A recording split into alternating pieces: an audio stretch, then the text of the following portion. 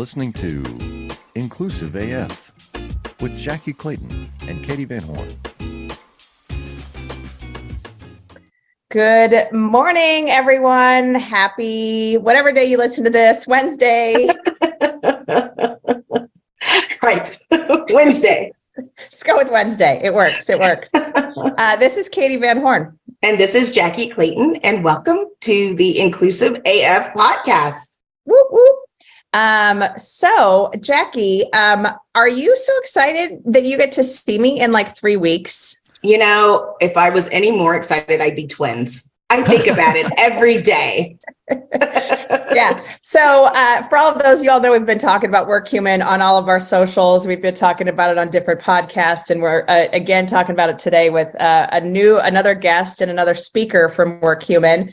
But I just want to reiterate that this is like our what would you call it? Like our Super Bowl of HR? Like what would you consider Right. it? I was going to say, it's like our, Coachella. Coachella.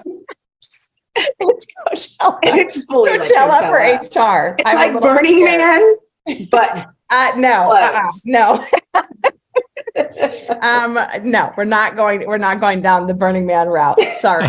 Although now Coachella, all that makes me think about is the whole Scandival situation. So, which we have to get into at some point. Very important stuff going on in reality television right now. But alas, we have an awesome speaker or a guest with us today, and he's going to be speaking at the WorkHuman conference. So I'm going to turn it over to Enrique Rubiio. Enrique, welcome. Would love for you to share a little bit about yourself and all that good stuff. Yeah, absolutely. Well, thank you so much for inviting me to be part of your podcast. And I am equally excited to be speaking at the Coachella of HR in San Diego. So I hope those of you who are tuning in and listening to this in our future, we're recording this, so you're in the future for us. I hope you join us in San Diego for the amazing WorkHuman Live conference. It's going to be, I think actually it's going to be my second or third in-person events since the pandemic started. And it's exciting. I've been putting so many things online, so many virtual events. And I'm like, I like doing this, but I also need a little bit of people, like just like, talk to a couple of people in person every now and then works, right? So anyway, thank you for inviting me. My name is Enrique Rubiio. I am the founder of a global learning community of HR people called Hacking HR. And we talk a lot about HR in the now, the future of HR, and the exciting possibilities and opportunities that we have ahead of us. So thank you both for inviting me. Of course. So Enrique, before we go any further, I want, so for those of you who are just listening and not watching this on YouTube, Enrique has quite the collection of photos behind him on his Zoom background. Enrique, where are you sitting currently? Where are you right now in the world? I live in what I consider to be the best place in the world, which is Flagstaff, Arizona. And to me, I have lived in so many different cities and different places, and I found the place for me. This is the most incredible city that I've ever experienced in my life. So for those of you who are tuning in, watching, or listening, we are about an hour and a half away from the Grand Canyon, actually an hour and 10 minutes if you go a little bit over the speed limit in the highway. And, an hour and 10, an hour and 15, we are just 40 minutes north from Sedona, a couple of hours and a half north from Phoenix. But this place is just incredible. So I found, I draw a lot of joy and happiness from the outdoor. And this place is designed for that. This place is to get you close to the out. We are in the outdoor. Flagstaff is in the largest ponderosa pine forest in the world. So it's an incredible place. Yeah. Listen, I knew you weren't in Waco when you said the most wonderful place ever of all time. But I have to tell you, I lived in Tempe.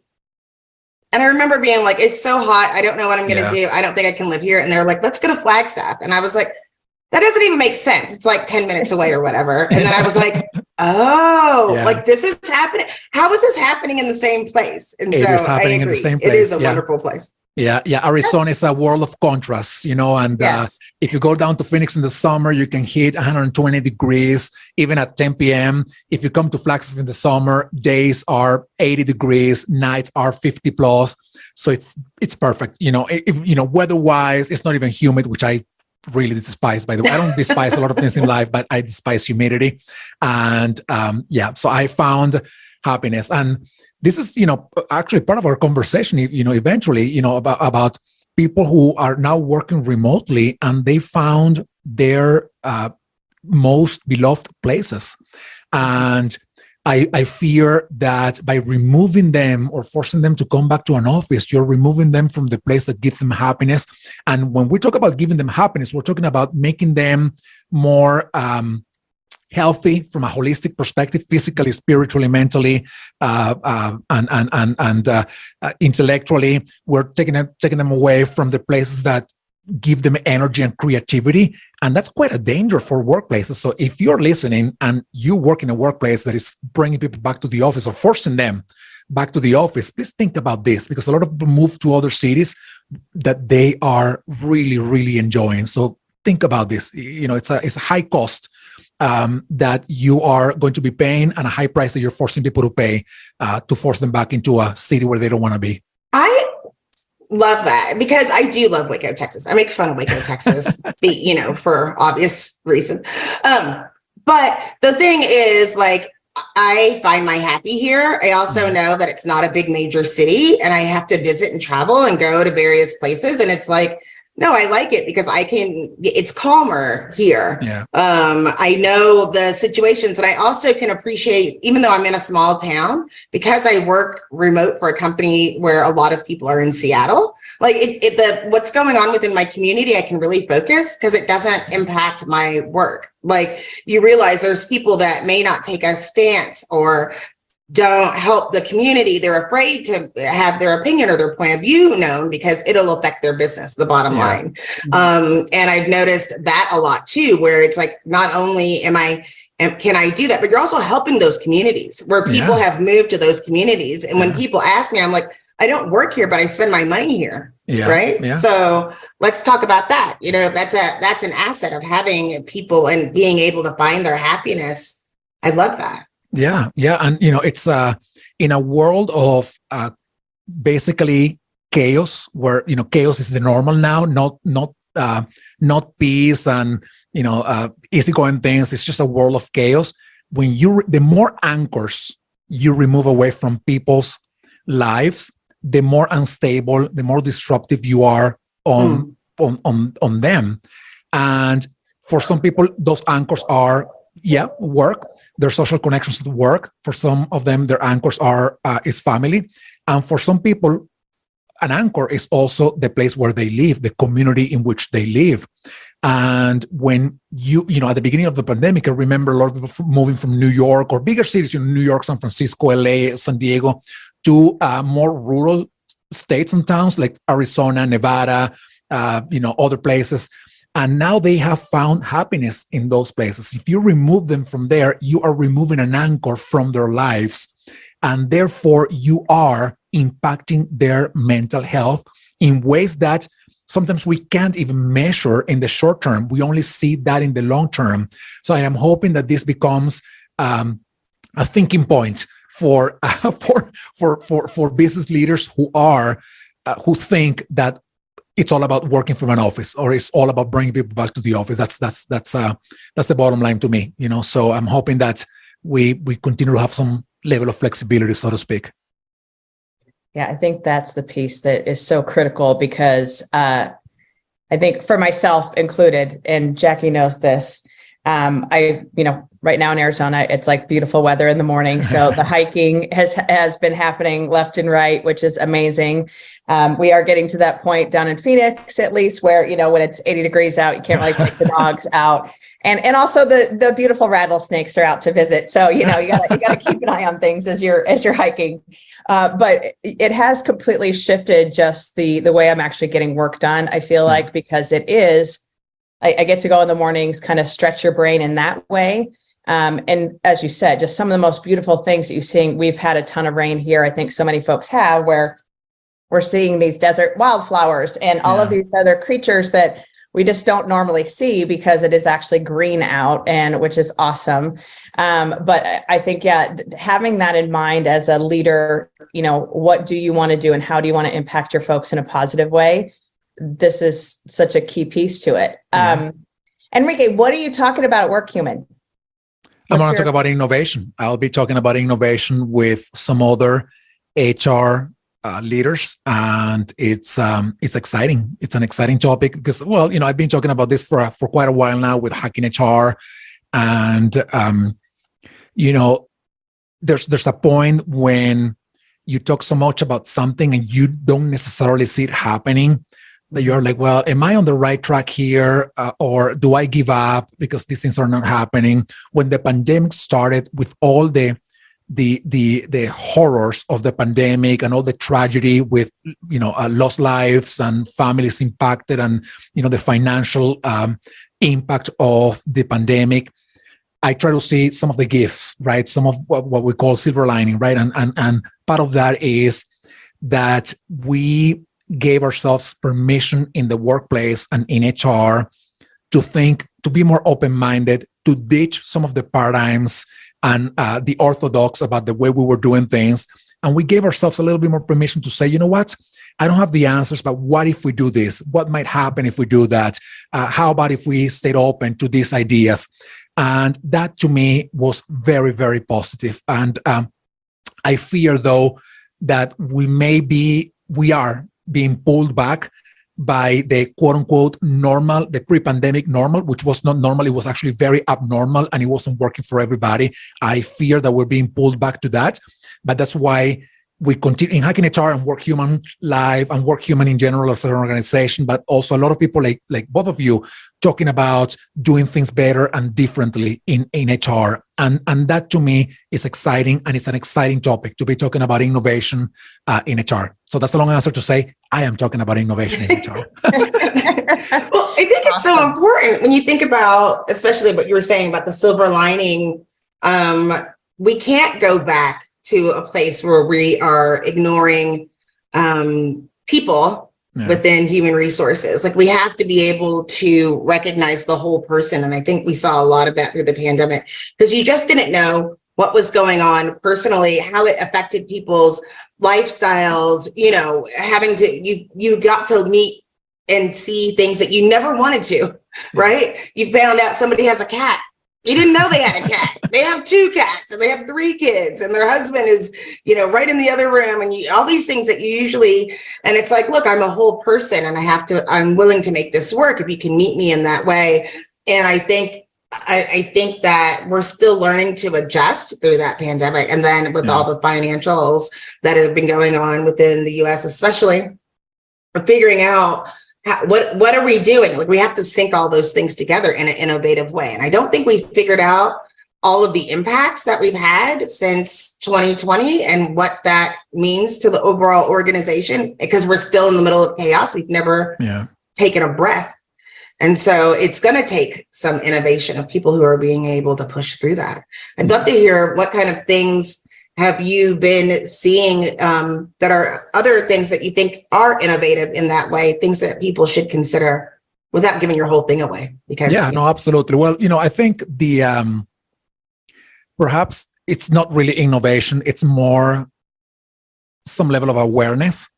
I think the fact that now we're talking about things that we didn't give permission ourselves to talk about before the pandemic, that to me in itself, even if we're not yet taking action, which we are, but even if we're not taking action at the level and the magnitude and in the scope that we want, just talking about those things, to me, it's important. For example, it happened that in March of at the beginning of 2020, the pandemic overlapped with the murder of George Floyd.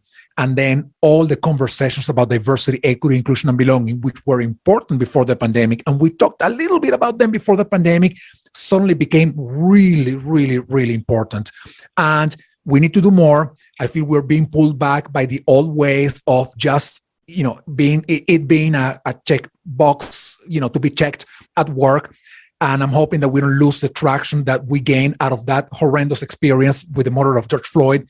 But the fact that we're talking more now about diversity, equity, inclusion, belonging, that to me is part of the success of the adversity, if you will, that we've gone through over the past 3 years. Hey friends, Marnie Robbins here, host of Vibe Makers, a podcast now on the Work Defined Network. Look, we all know workplace culture doesn't come from a slide deck. Gross. It comes from people. So on Vibe Makers, I talk to the folks shaping the experience of work from the inside out. You know, the HR and people ops folk, founders, leaders, and misfits building culture through small bets, big beliefs, and a whole lot of trial and error. No fluff. Well, maybe a little fluff, but mainly just candid talk about what happens when you stop duct taping your culture together. Come check us out. Listen to Vibe Makers wherever you get your podcasts. And now, when I say we need to do more, we also need to celebrate what we've done, because just talking about it, it's in itself a success. It's small.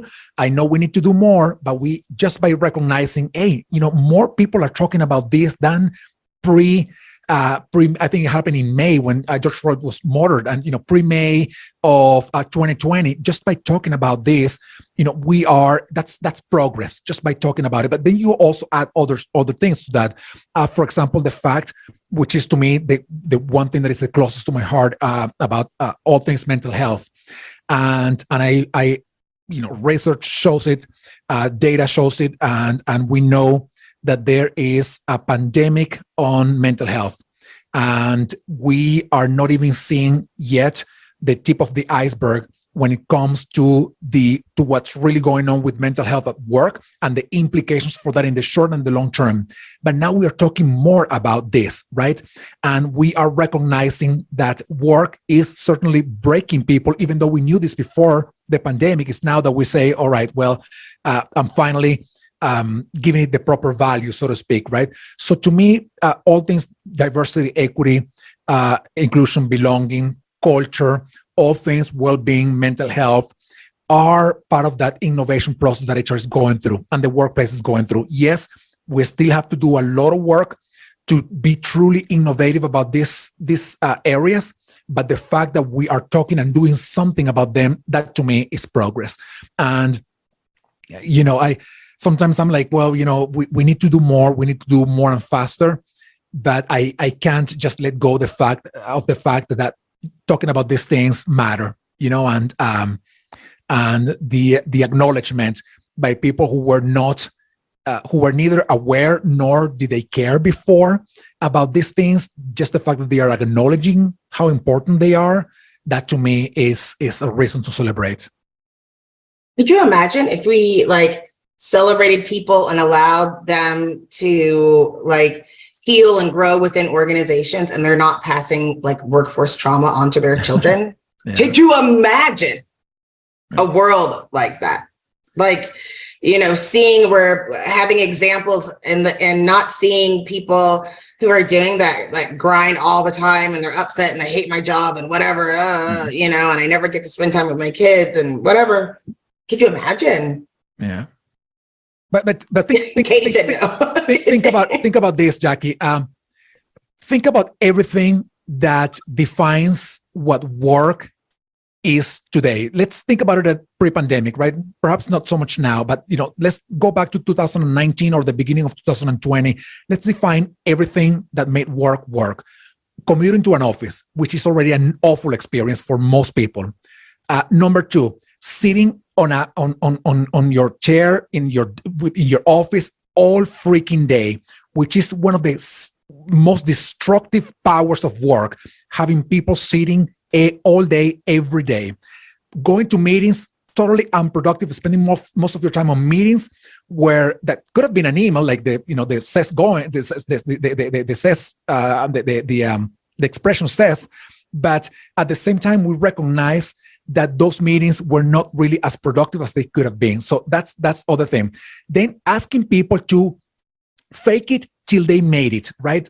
Meaning, don't bring your whole self to work. We don't want your problems. We don't want your gaps. We don't want your weaknesses. We don't want the things that you don't know about. We want you to bring me solutions. The old saying of, the old, what I call all system thinkers, right? The people who are like, don't bring me problems, bring me solutions.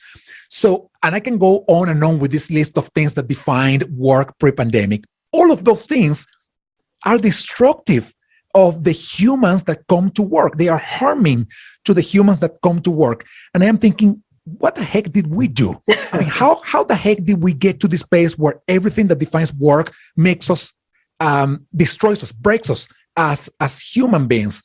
And that, on the one hand, gives me a little bit of anxiety because I'm thinking, well, people are being, broken with work.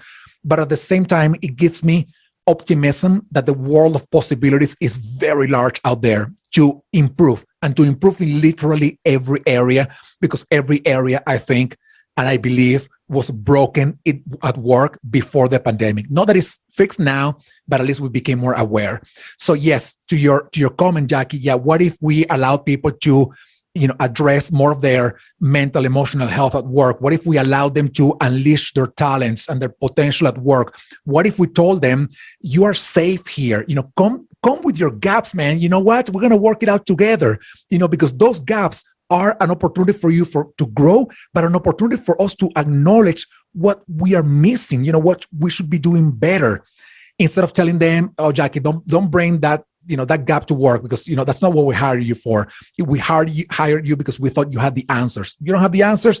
Let's move on to the next person. And that is so damaging. So I am as aspiring and envisioning this, hopefully, becoming, fixing some of these issues and turning work to what I think it is, which in my view, work should be an outlet for the creative expression, for the potential of the person, right? And that can be done in tandem with achieving productivity, performance, and financial goals for this organization. I have never thought that the two are in contradiction with each other. Never.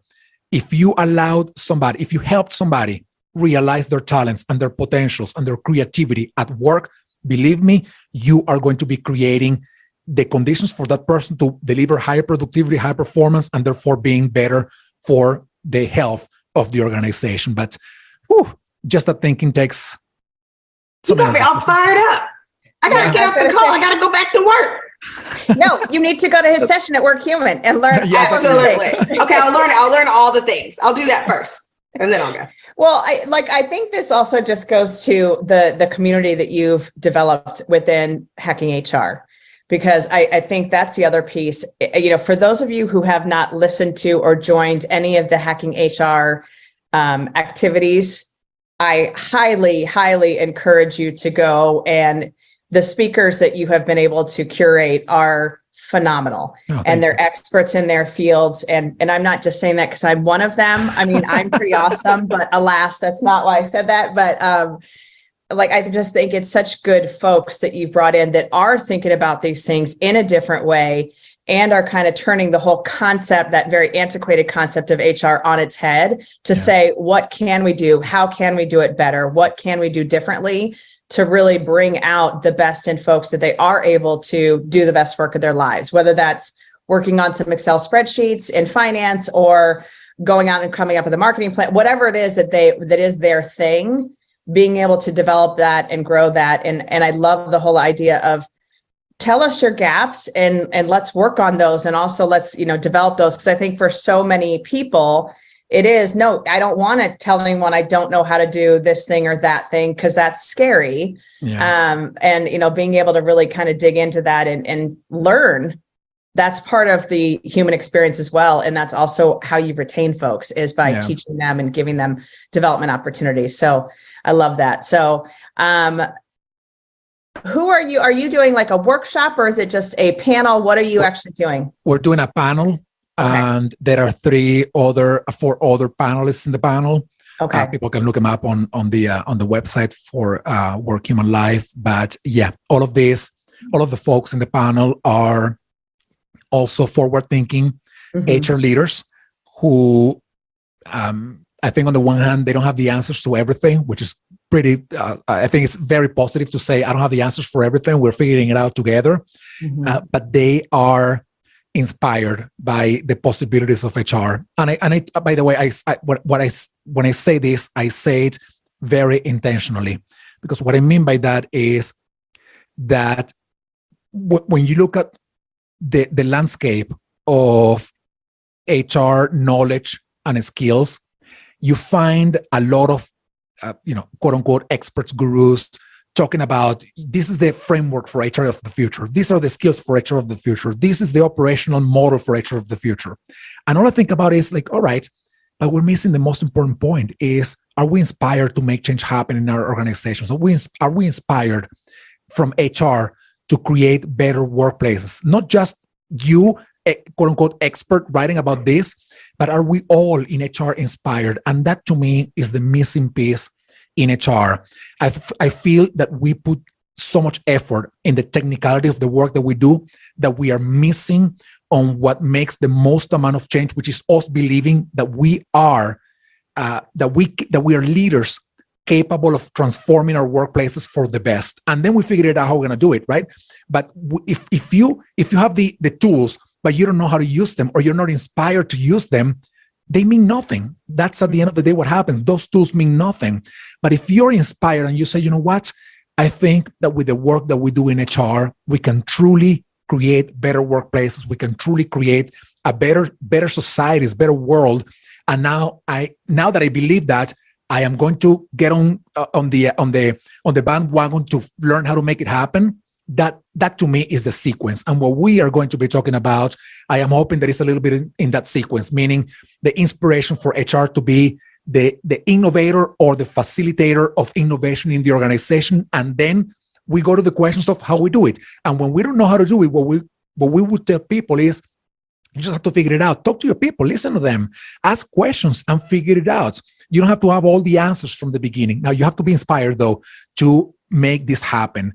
And that to me is sort of the foundation of that panel that we're going to have, but also the foundation of what I actually do with the community of Hacking HR, which is let's inspire HR people. Let's just give them some nuggets, some insights to inspire them. They like all of us, we're figuring it out, but it's about that inspiration to begin with. That to me is the beginning of the journey. And that's what I'm not seeing much in HR, by the way. And to me, it's concerning because I see all these models popping up every day. Oh, McKinsey, these are the skills for HR, Deloitte, these are the frameworks for HR, Ulrich or Bersin, all the other. I'm like, yeah, all right, good for you guys, keep doing all this work, but that's not going to make a difference. And it didn't make a difference, by the way. HR changed by the sheer force of the circumstances and not because of those operational models. We changed a lot in the past 3 years alone, not because of all those models. We changed because the pandemic forced us to change. The pandemic inspired us to say, we can do better and we are going to do better. I'm going to figure it out, right? I'm going to figure out how to do it. And that to me is the right sequence. Operational models come after that inspiration that you need to embrace in order to make change happen and innovate in your organizations. What happens when employees behave badly? Boy, we could do an entire TV show, maybe a Netflix special on that. Well, Ryan and I sat down and recorded episodes for FAMA, and we asked practitioners, give us your most outrageous story. The sales leader that brings cocaine to work, whatever. Just bring us the outrageous, and it is funny. So if you need a laugh, which we all do from time to time, search for Workplace Misconduct wherever you get your podcast, and you'll find it. And trust me, you will laugh and cry, but you'll definitely laugh. All right. Thank you. Awesome. When you think about going to work human, who do you want to see? Who are you excited that's on the agenda, that's on the lineup? I think everybody, I think I am. No, you have to say one or two folks, Enrique. Don't be general. I want a name. I want a name from you. Yeah, well, Esther Perel, she's going to be there. Oh, and this is why she excites me and everybody, but especially those who are not in HR. They excite me because they will help me think outside of my little cocoon of HR.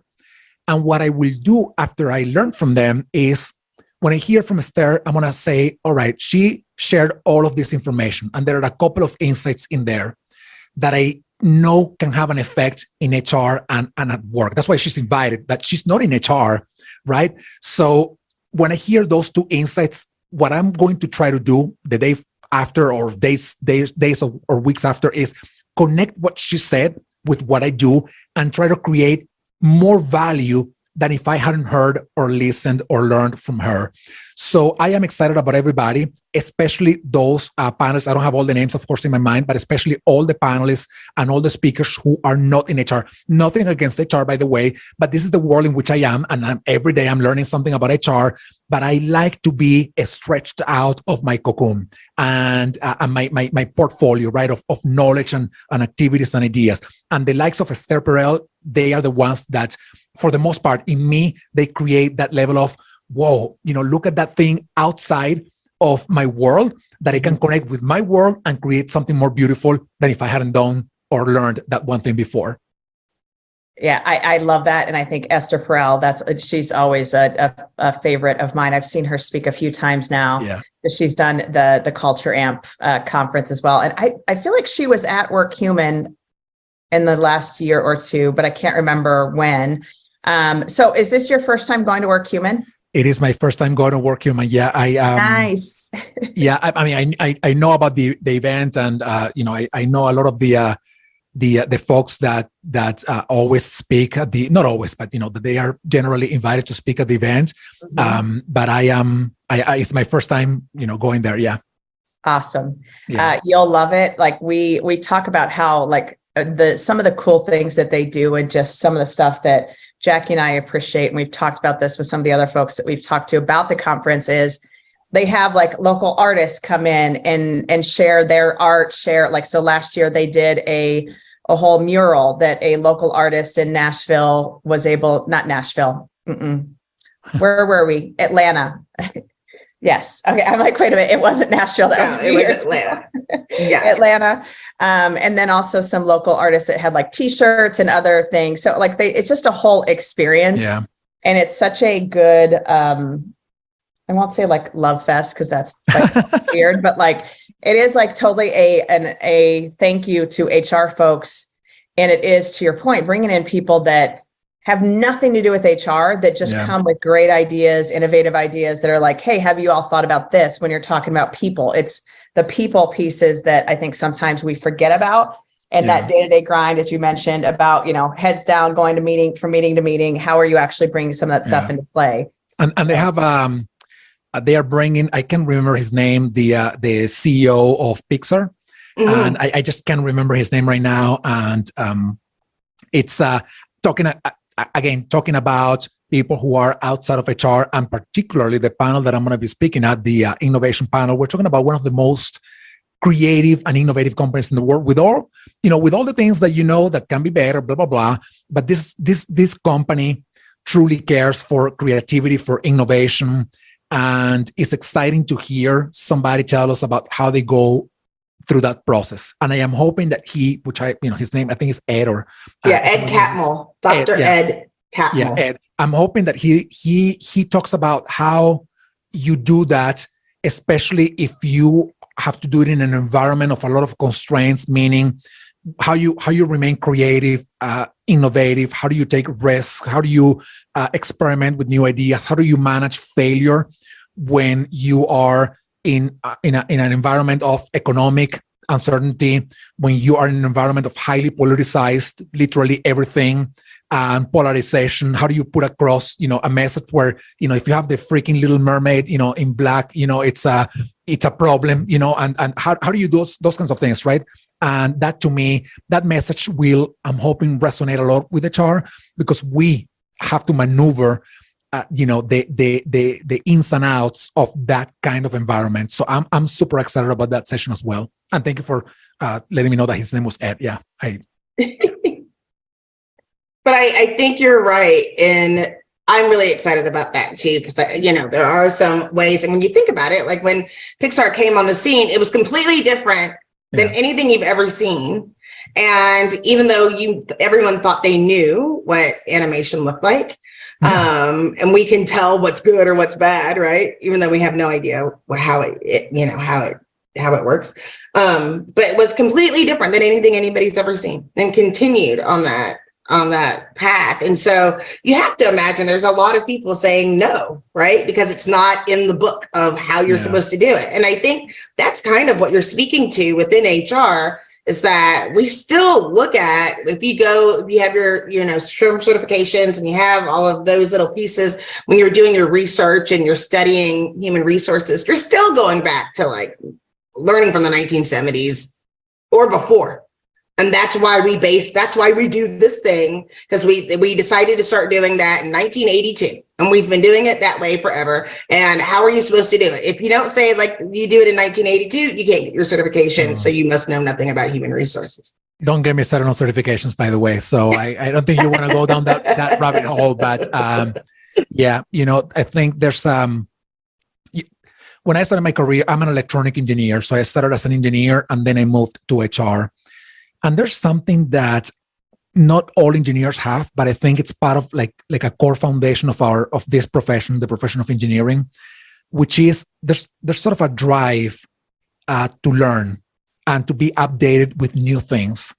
And when I moved to HR, it was really shocking for me not to find that drive, right? To be content and to conform with learning from something that had been in place since 1970. And one of those things was when I first read the books from SHRM, which, by the way, I read the first one and I said, I'm not going to use the word actually. But I said, forget about this, man. I'm not spending any second of my life in this thing, because what I'm reading is, number one, something that I can Google in seconds. So I don't need a test that costs $500 to do this. And number two, what I was reading about was things that we talked about, in the 70s, in the 80s. And to me, the analogy was in engineering, if I was still using the concepts and the technology of the 1970s, I wouldn't be working on a computer. I would be working on a typewriter right now. And that was really shocking to me. So I found there's a lack of, I'm not saying that this is general for everybody in HR, but I found that to be very common, that lack of drive to learn new things. But the flip side of that was that the organizations that had been tasked or that we trusted, quote unquote, trusted to foster the innovation and the creativity and the drive in HR to learn things that were different, more creative and innovative. They were doing the same, like the SHRMs of the world. They were doing the same things in the same ways that everybody, was doing it in the 1970s or 1980s. And I'm like, I'm not even going to look into these organizations because they are not what I think we should be doing. And that's what's shocking. And that's, actually when I created Hacking HR at the end of 2017, even the name, some people were asking me, why Hacking HR, right? Because they have never heard such a thing, in connection with HR. And there's another community, the Disrupt HR community, which I remember people, we started like a few years difference. They are like 2014 or 15, I don't remember. But even when they started, I remember people telling them like Disrupt HR, what's that about? Why disrupt? What needs to be disrupted in HR if what we're doing is right? So once again, I go back to this idea of inspiration. It all leads me back to inspiration. You can read these certification books, which are, by the way, the same old stuff than you would have read decades ago. And that's not going to make you a better HR professional. That's, to me, the bottom line. Somebody asked me recently, whom I met in person, by the way, here in Flagstaff, which is kind of rare because it's a very small town. But I met with this person and she said to me, well, I have limited amount of money and limited amount of time to invest in a certification. Should I take the SHRM certification? And I said, no, you go and take an agility certification. You go and take a design thinking certification. You go and take a digital transformation certification. You go and spend that money in a course about ChatGPT. You go to learn about things that it's not that they are newer, it's that they are stretching you out of your comfort zone of HR, and they will make you better in HR. Even if those are not the things that you end up doing, they will make you better as an HR professional. Reading a book about the things that you already know, that's not going to move the needle forward. So I said that I wasn't going to say anything about this, and I ended up saying something about this. But I just can't miss the opportunity, to encourage people to say, not to ditch the old, because I believe in like tribes, like ancient tribes. They, the people who would go out to hunt or to fish or to collect the vegetables, they were the most able, stronger people in the community, but they would always sit at night listening to the elders about the stories and how they did things. That's a little bit about what we should be doing here, right? Listen to the elder concepts, right? Meaning, check out those books and listen and learn about how we did things in the past so that we don't repeat the same mistakes, but you got to embrace the new. You have to embrace the new. Absolutely. And I think in this time of constant change, like your example is great, that like, if you're not that the godfathers of, the Dave Ulrichs and the, Josh Bernstein, all of those folks, like they have great stuff that they're doing and they have done for this community. But if you're only focused on that, you're totally stepping back into that more administrative and less strategic, less innovative space. And that's unfortunate. And I think there is just so much. I myself am a PHR certified person, but it was very similar to, what you're saying. It was, okay, I need that piece of paper because the job required that I did. But I remember, and I'm sure anyone that's taken the test recently remembers, it's what's the best answer of the 4 answers? And that's the other part that always made me just bananas. It's like, they're literally telling you they're trying to trick you during the test. And so it's, how do you actually get this stuff memorized, like memorizing the states and the capitals? And are you really going to retain that stuff later on? Probably not. And is it stuff you want to or need to retain? Probably not. So, okay. And there's a thing in there, which is memorizing the best out of 4 answers for something that never happens like that in real life. Right. Right. And I tell people, just tell me, when has any of that become reality for you in your workplace? Because humans are complex. We are difficult people. So never will you come across somebody coming to your office and saying, I have this problem and these are the 4 answers. Please select the answer that, applies the most here. And that's what I'm going to do. That never happens that way. And, what ends up happening with the elders and, the grandfathers and the, and blah, blah, blah, is that they have never stepped in HR ever in their lives. They have never spent a day in the life of an HR person. And that to me is a big problem, because we are being led by folks that all they do is they ask questions in surveys. They put those questions and collect those questions in beautiful reports that, they look very nice and they have these platitudes and these new concepts. But then when we think about them vis-a-vis what really happens in the workplace, you're like, wait a second here. It's a gigantic gap between saying you have to be more strategic to really be more strategic. Yes, I love being more strategic, but then you go to a workplace where you have only one HR person for a, 1,000 person company. And these poor people are, burned out just by the transaction. So we're even asking them to be more strategic on top of something that doesn't even allow them for anything else. So, if for anybody listening to this out there, I'm not against, I'm not creating a case against the elders here or the grandfathers or the SHRM certification. But what I'm saying is, make sure that you're spending your time where your limited amount of time, your limited amount of money on what truly makes you stand out as an HR professional who is thinking about transforming organizations. And that to me is not a SHRM certification, by the way. So you take this with a grain of salt, of course, but you see what makes sense for you at the end of the day. Yeah. No, and I think that's the other reason why WorkHuman is as good as it is, because it isn't here's a case study that so-and-so did. It's here's real life, what it's truly like to be an HR team of one, or what it's really like when you are in that day-to-day grind. How do you start to innovate to drive the right things, or to try to limit that transactional piece so you can step into the role of really being that advisor to the leadership team, have a seat at the table, whatever you want, however you want to describe that, which I think is so critical. But Enrique, thank you. We will see you. It's 3 weeks, right? It is. I think it's something like 2 weeks from now. Yeah, we are already in April. Yes. So we will see you in 2 weeks. And again, for those folks who are attending WorkHuman, we highly encourage you to join Enrique's panel. It will be amazing. I'm excited to hear what everyone has to say. Thank you for taking the time to hang out with us for a little bit. Thank you both for inviting me. This was an exciting conversation. Thank you. And I hope to see everybody at WorkHuman Live. Thank you. Absolutely. All right. This is Katie Van Horn. And this is Jackye Clayton. Bye. Bye, everybody.